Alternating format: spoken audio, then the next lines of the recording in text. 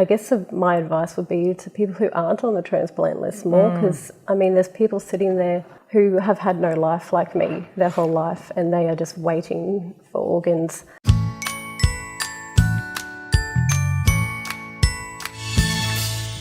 Welcome to A Cup of Tea with Bree, where I get to know some of North Queensland's most amazing parents, incredible people and inspiring characters. Now, after receiving a life-saving lung transplant, today's guest has been documenting her journey on social media through the ups and downs of cystic fibrosis. So please welcome Sarah Sexton. How are you going, Sarah? I'm good, Bree. Thanks for having me. Oh, look, it's absolutely an honour to have you here. You've got an amazing story, and I'm really looking forward to sharing it with everybody today. So let's start at the beginning, though. Tell me about your childhood. Where were you born, and what was life like for you growing up? I was born in Cairns, raised here. My whole family's from here. I was born with cystic fibrosis. My mum didn't know until I was 6 weeks old, and this is back in the day before the internet.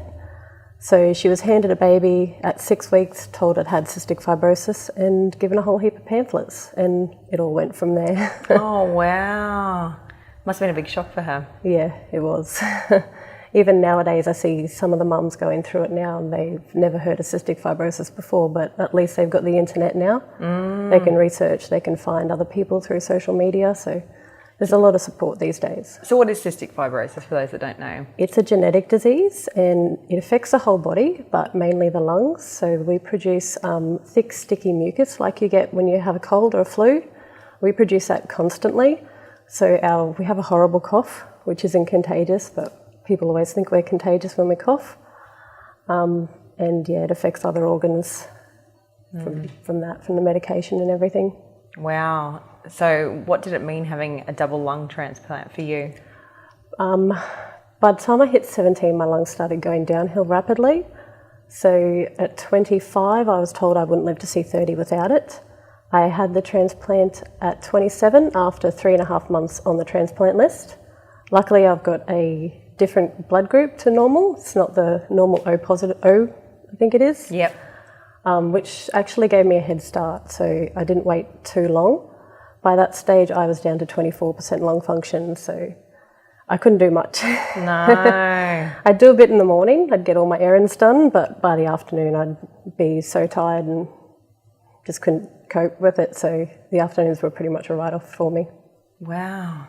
It would have been difficult as a teenager as well. So what was life like for you growing up? You wouldn't have been able to do what most kids could do. I missed a lot of school. Grade 12, that affected me a lot. I didn't end up finishing grade 12 because I spent a month in hospital. And when I went back, it all just got too much for me. So I think I gave up then. And just halfway through, it all got too much. So that was pretty hard, especially seeing all my friends graduate when I got that far and just didn't make it. Oh dear, it must have been really hard because you have brothers and sisters as well. No, just me. Just yourself. Yeah, it would have been hard for your mum as well, I guess, seeing you struggle so much. Yeah, because my son, he has the odd asthma, and that's tough enough as it is. But for you, even a common cold or any sort of illness would have. Yeah, it knocked me for 6, and it was 2 or 3 weeks in hospital. Every time. Yeah. Oh, so you're a really big ambassador now for cystic fibrosis. You're an incredible inspiration to so many. So if you could give one piece of advice to people suffering with cystic fibrosis, what would it be? I see a lot of the CFs who let their illness take control of their lives, whereas I've never been like that. Mum asked the doctors if they wanted us to move to Brisbane when I was diagnosed, but they said keep Sarah in Cairns, and I'm glad she did that, because I was able to separate my CF life from my normal life.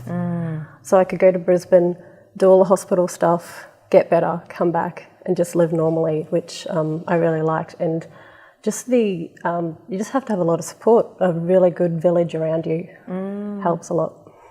So you went through high school and then your early years and you got that double lung transplant at 27. So what's life like for you now? It's not a cure, so I have had a lot of ups and downs. It's been a massive roller coaster ride, but overall, I am now healthy to deal with everything, whereas before, if all these illnesses came up, I just wouldn't have had the energy to deal with them. So now we're sort of going one thing at a time and like a bull at a gate and get better and sort of sit back and wait for the next thing to happen. Yeah, because you've got a husband, partner Yeah. now, yeah, and you're a stepmom as well. Yeah. So beautiful. How old is he? 9-year-old boy. Oh, Very energetic. yeah. Most He's boys keeping are. me young. What most boys are. Yes. So then, what's been one of your most, I guess, your best personal achievement? Definitely the lung transplant, I'd say. But even since then, before transplant, I couldn't make plans because I never knew if I was going to end up in hospital, sick, not able to get out of bed. So even just getting married was the biggest achievement for me because I was able to plan it a year in advance and not worry about having to cancel it. Yeah. When did you get married? 2 years ago in October it was. How did you meet your husband?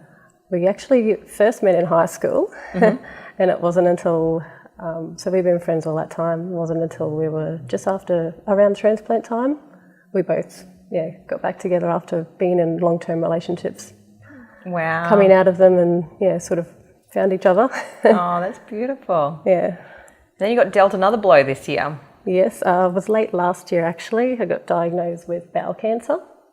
And this year I had the operation to remove part of my bowel, the lower bowel. Wow. How many surgeries have you had? I've had countless now, but 3 major ones would be the lung transplant. I did have a hysterectomy and the bowel cancer one. And is that all to do with your CF? It's all to do with the transplant drugs. You're on immunosuppressants after transplant, so your body doesn't reject the organs because your body sees it as a foreign object. Mm-hmm. So I have to take tablets every 12 hours so my body doesn't reject them.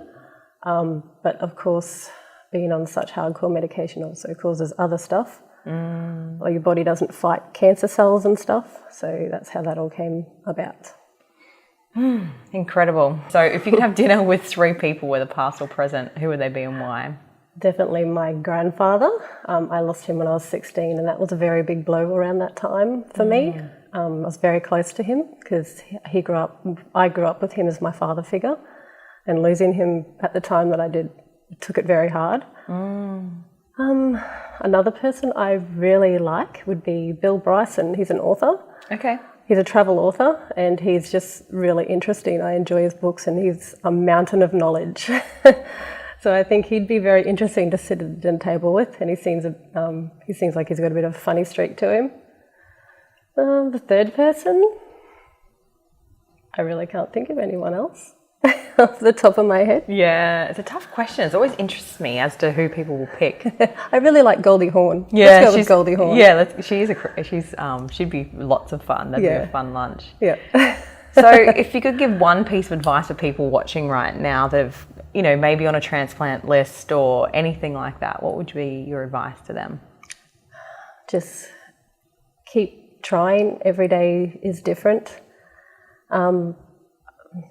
I guess my advice would be to people who aren't on the transplant list more, because, there's people sitting there who have had no life like me their whole life, and they are just waiting for organs.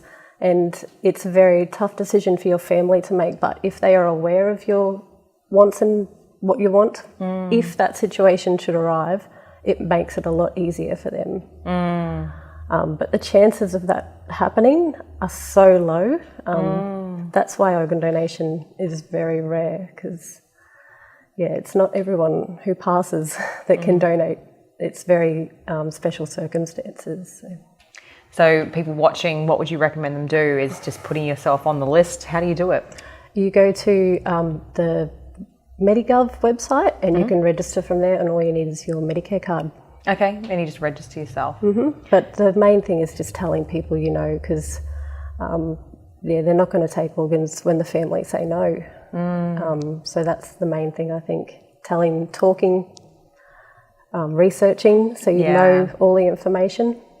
So the person that gave you your lungs, do you know who else they saved or any information about them? There was a girl who had a heart valve transplant the same day as me. Whether it's from the same person, I don't know, but it's a bit of a coincidence. Yeah.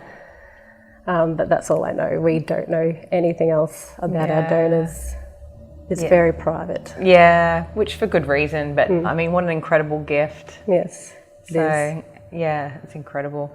So what about any way that people can help the organisations that you support, and where should they follow you on Facebook? I've got a Facebook page, Breathing Borrowed Air. I haven't been very active on there lately. It's normally when I have stuff going on. So if I'm not active, it means I don't have a lot going on. But I do a lot of charity work with the Cystic Fibrosis Group, who are run in Townsville, but they're not for profit, and all money it stays local. So it stays within Townsville, Cairns and the Cairns region, and it's only for the CF sufferers and their families.